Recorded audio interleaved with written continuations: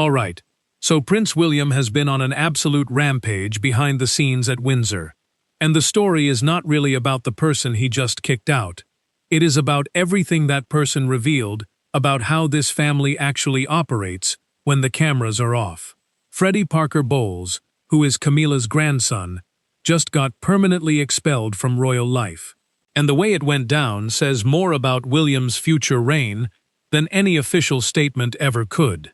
The part nobody is talking about is that Anne saw the whole thing happen, watched it from a window, and her reaction was basically a silent nod that staff recognized immediately as approval.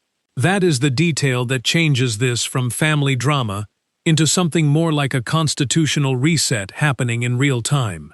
Before we get into the absolute mess that led to this, I just want to say, if you are into this kind of deep royal analysis, hit subscribe on Royal Daily Report. We are breaking down the stuff that does not make the official press releases.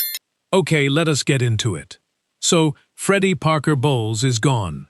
Not temporarily uninvited, not on a cooling-off period, not welcome back after an apology, permanently removed. And the thing is, William did not make that decision in the heat of the moment. He made it weeks before anyone else knew, sat on it, let the evidence pile up, and then executed it in a small private sitting room, with only 3 people present. No advisors, no staff, no witnesses who could later say he had lost his temper. Just William, Camila, and Freddy himself. That level of control is honestly more revealing than if he had screamed at the kid in front of everyone. This was not anger. This was a calculated removal. And the reason it matters goes way beyond one teenager who could not keep his mouth shut. Freddy Parker Bowles had been pushing for access he was never given, mocking William's wife behind closed doors, and leaking private family details that put the crown at real risk. William watched every single move for months before he said a word. Then he called him into that room, and what came out of William's mouth left everyone who heard about it completely stunned. Camila sat there defenseless. She could not save her grandson, and what came next for her was something far darker than losing him from the guest list. Let me back up, because the Freddy Parker Bowles situation did not happen in isolation. William has been systematically dealing with what he sees as liabilities to the institution, and he started with someone much closer to the throne, Andrew. Andrew had been lobbying hard to get his titles back, working every connection he had left, trying to claw his way back into something resembling official life. William was not about to let that happen on his watch. He told his father directly that the family had given Andrew chance after chance already, and there were no chances left to give. Certainly not a second set of titles handed back to a man who had never once shown real remorse. The thing that struck staff who witnessed this was how calm William was. He sat there and watched his father sign off on rejecting Andrew's request, refusing to restore a single title, refusing to even leave the door open for future discussion. One aide apparently said that was the exact moment she understood who William really was, underneath a polished public image. He would shut someone out completely without blinking, without apology, without looking back. So Andrew was handled. Then William's attention turned to Camila's side of the family. And this is where Freddy Parker Bowles enters the picture. Camila had been quietly pushing for her grandson to get a ceremonial seat at a regimental event, something normally reserved only for working royals. She wanted to give him something real, something official, a foothold inside the family that nobody could ever take away. Her son, Tom Parker Bowles, had his own agenda driving this from behind the scenes. Tom Parker Bowles had spent years complaining publicly that he was the Queen's son who got absolutely nothing, furious that his mother's position had never once translated into anything for him. He told Freddy more than once, half joking but completely serious underneath it, that this family owed them far more than they were ever given. And he said something that in retrospect explains everything that happened next. He told Freddy, "We take everything however it works for us, with force if needed." That was the philosophy. Do not wait to be offered. Demand. Tom Parker Bowles coached his son word for word on how to raise it directly with senior household staff, instead of waiting around to be invited like everyone else had to. That was the first mistake, and it was a massive one. The second Freddy Parker Bowles made that move, his name landed directly on William's radar. William said nothing publicly. He simply assigned an aide to start watching Freddy's every move from that point forward. And Freddy, apparently having no idea he was now being monitored, made it worse almost immediately. A few weeks later, he sat down for an interview with a small lifestyle magazine and mentioned a private Windsor family dinner like it was nothing. He called William a bit stiff and said he did not think he would make a fine king. Tom Parker Bowles had pushed him into doing the interview in the first place, telling him a little visibility never hurt anyone, that it would help Freddy build his own profile outside the family shadow. Tom even helped him rehearse what to say beforehand. William's office flagged that interview within hours. This time, William did not bother keeping it quiet. He told his private secretary directly that Freddy Parker Bowles was now someone to watch, official on record. To William, the actual words did not matter. What mattered was what they exposed.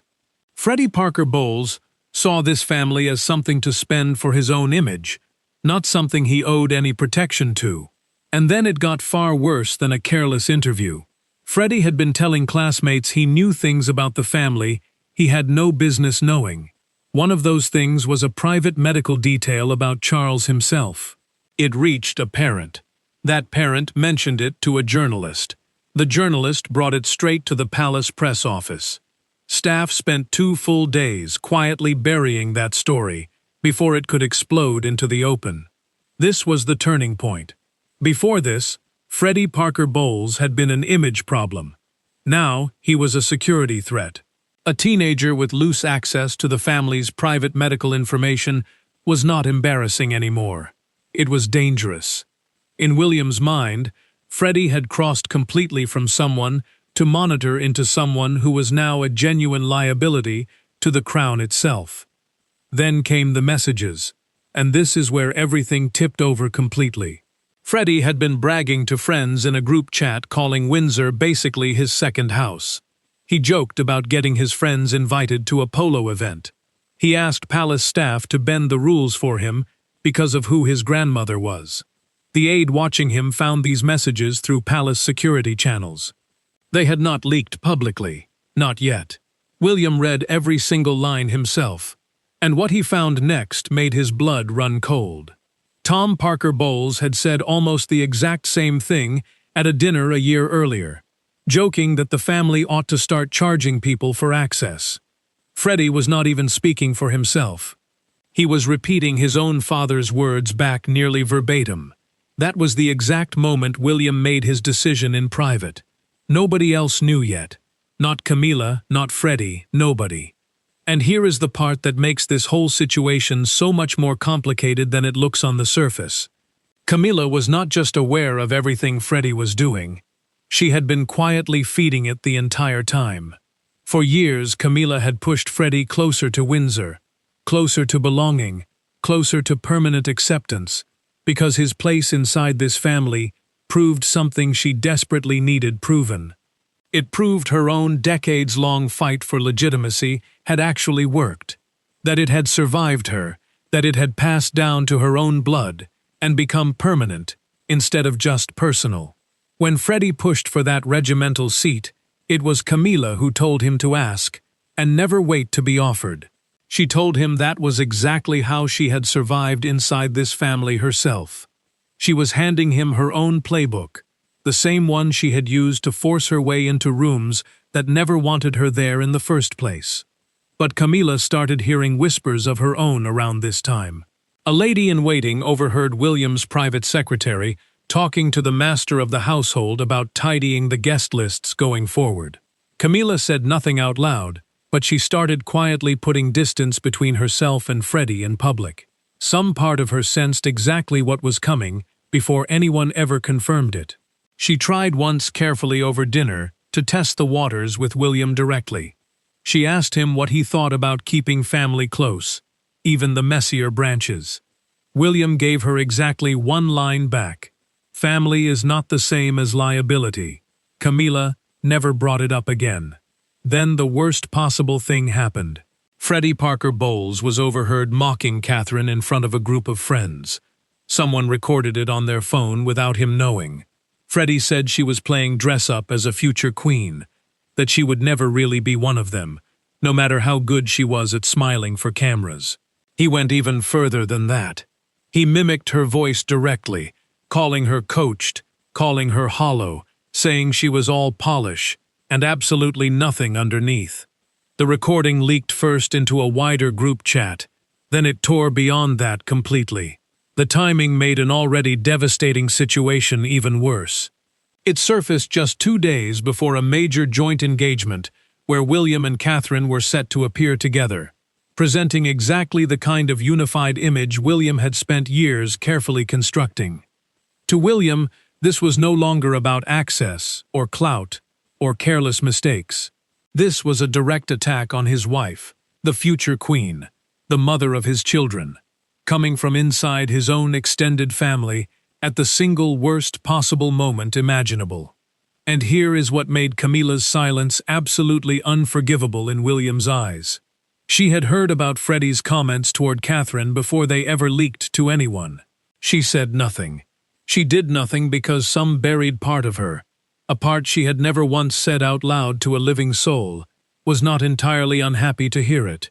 She had spent years watching Catherine outshine her completely, watching William's favor shift further and further toward his wife, while her own position quietly faded into the background. Freddy's cruelty said something Camila had buried deep inside herself for a very long time, something she would never have dared say herself. William's decision had already been made privately, days before that recording ever surfaced. But the moment it did, everything changed. This stopped being about protecting an institution. It became personal, deeply personal. Freddy Parker Bowles was a liability. And now in William's eyes he was a traitor too. So the freeze-out began, and it was systematic. The first cut came quietly. Freddy's name was removed from the guest list for a private Windsor Garden reception. No announcement, no warning, nothing. He did not even find out from the palace. He found out from a relative who happened to see the final list and noticed his name was not on it. Nobody from the household ever called to explain why. Then came the second cut. An invitation had already been sent out for a smaller family gathering, already confirmed, already on Freddy's calendar. 2 days later, a short note arrived from a private secretary. The event had been rescaled, the note said, and Freddy's attendance would no longer be required. The gathering went ahead exactly as planned, just without him.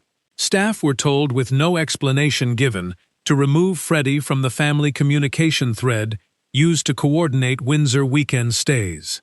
He did not even get a notice for that one. He found out he had been cut off when he tried to RSVP to something and discovered he no longer had access to it at all. Freddy called his mother confused, asking if he had done something wrong. She did not have an answer for him. That silence frightened him more than any answer could have, so he called his father next. Tom Parker Bowles picked up and did not sound surprised at all. "I told you," he said. "That is what they do." Freddy asked him what he meant. Tom's voice hardened. "You need to fight.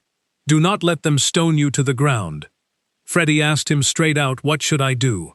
Tom Parker Bowles did not hesitate. "What men do." Freddy sat with that for a long moment after the call ended.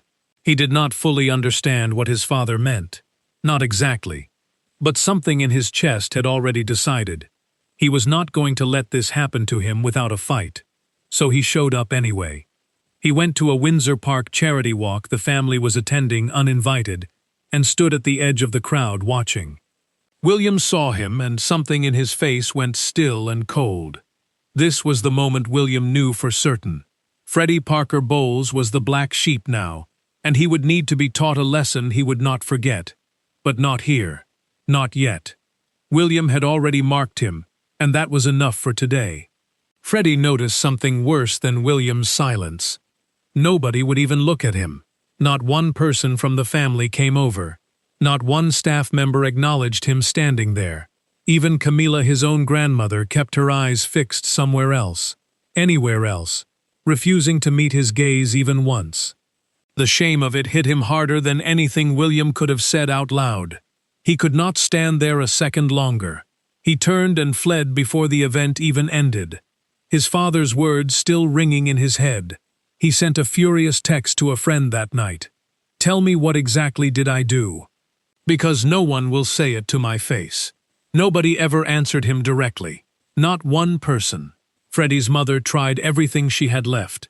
In the weeks leading up to what came next, she attempted twice to arrange a private conversation between Freddy and William directly. She hoped a real apology face-to-face might still smooth things over before it went any further. Both requests were declined, not by William himself, always through intermediaries, always at a distance, always someone else delivering the no. Staff who watched this happen read it for exactly what it was. William was not avoiding the conversation because he was busy. He was avoiding a moment of mercy he did not want to risk having, because if he sat across from Freddy Parker Bowles and looked him in the eye, there was a chance, even a small one, that he might soften. William was not willing to take that chance. So the freeze-out continued cold and silent and total until there was nothing left for Freddy to be frozen out of. And then came the final cut, the expulsion. During a family weekend at Windsor, Freddy posted a series of Instagram stories from inside a private area of the estate. One of them showed a blurry shot of a hallway with a security detail visible in the background. The post was deleted in less than a minute, but by then it was too late. It had already been screenshotted and passed around. William's security team did not treat it as a careless teenage mistake. They treated it as a serious operational lapse, a real breach. And it gave William exactly what he needed, a clean reason he could point to if anyone ever asked why Freddy Parker Bowles was suddenly gone. The truth was simpler and colder than that. The decision had already been made privately weeks earlier. This leak did not cause anything. It just gave William the excuse to move faster. Those close to him said as much quietly after the fact. What came next happened in a small private sitting room, the kind of room used for nothing more than quiet family conversations. That made it worse, not better. It felt domestic. It felt personal. Only 3 people were in that room: William, Camila, and Freddy Parker Bowles. No advisors, no staff. William wanted it that way. He wanted no one left standing in that room who could later say he had been anything but completely composed. He did not raise his voice once. He told Freddy flatly that his access to Windsor was finished. His place at family gatherings was finished. Any future involvement in royal life finished effective immediately. He used the word permanently. Then he said the thing that made it personal. He looked Freddy dead in the eye and said, "You do not get to mock my wife and call yourself family." Freddy's voice cracked. He looked past William straight at his grandmother and asked her directly if this was her decision too. William did not give her the chance to answer. He cut in immediately. This decision was made for the family, not by one person. Camila said nothing. She did not defend Freddy. She did not defend herself. Her silence answered the question far louder than any words could have. After Freddy walked out of that room for the last time, Camila finally spoke quietly just to William. She told him she hoped he understood exactly what he had just done to a boy who never asked to be born into this family's mess. William did not respond to that either.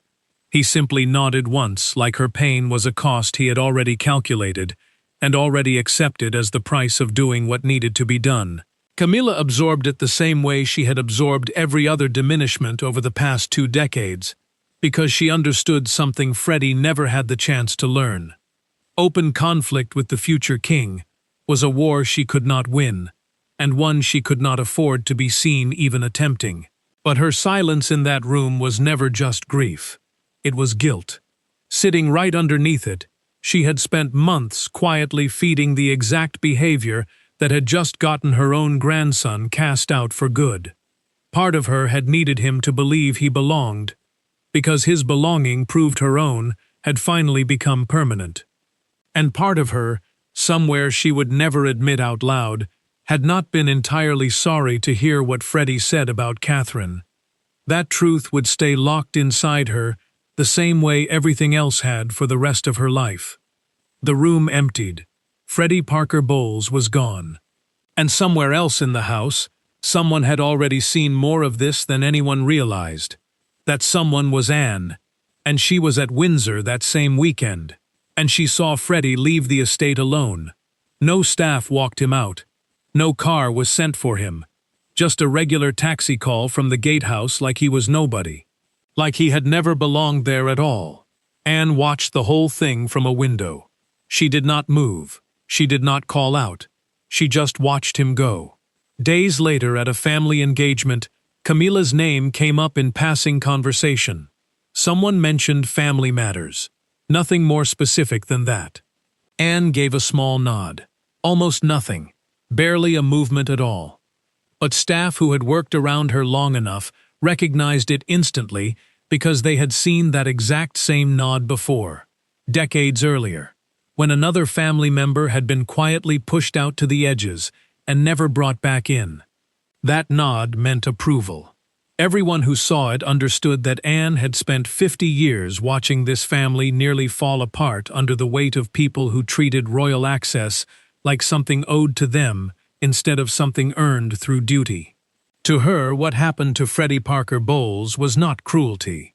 It was the system finally working the way she always believed it should have worked. She had her own history of giving things up for this institution. Choices that cost her closeness with her own family. She never once complained about it publicly, not one time. So when she watched William make a similar kind of sacrifice, cutting Freddy Parker Bowles loose completely, she did not see ruthlessness. She saw someone finally understanding what the job actually demanded of him. Subscribe to Royal Daily Report for breaking palace coverage and exclusive royal family analysis. That night, Anne called William directly. Her voice was different than usual, softer but firm underneath it. She told him she was proud of him. She told him he had done what needed to be done, and he had done it without flinching. William did not say much back. He did not need to. For a moment, the call was not about duty or protocol at all. It was just the two of them family saying something neither of them said often. People close to the household put it simply afterward. Anne never needed to speak publicly because she had spent decades proving exactly what it took to survive inside this family. It was never about being loved the most. It was about never giving anyone a reason to remove you. Freddy Parker Bowles gave them a reason. And the really striking thing when you step back and look at the whole picture is that William is not just cleaning house for the sake of it. He is drawing a line that will define his entire reign. Access to this family is not a birthright if you are on the periphery. It is not something you can demand because your grandmother married the king. It is conditional. It is earned. And if you treat it like currency to spend for your own image, if you mock the future queen, if you leak private information that puts the institution at risk, you will be removed, not quietly sidelined, not gently discouraged, but permanently expelled, with no path back. Freddy Parker Bowles is the example now. And the fact that Anne, the hardest-working member of that entire family, the one who never complains and never falters, and never gives anyone a reason to question her place, the fact that she watched that taxi drive away and gave a nod of approval, that tells you everything you need to know about where this family is heading. William has her backing. He has her respect. And he just showed everyone, including his own father, including Camila, including every distant relative who might be getting ideas about royal access, that he will not hesitate to cut anyone loose who threatens what he is protecting. Freddy Parker Bowles gave them a reason, and from that night on, one thing was certain. They would never let anyone mess with this family again. Royal Daily Report, your trusted source for palace truth, breaking royal news, and exclusive family coverage. Subscribe now and stay informed.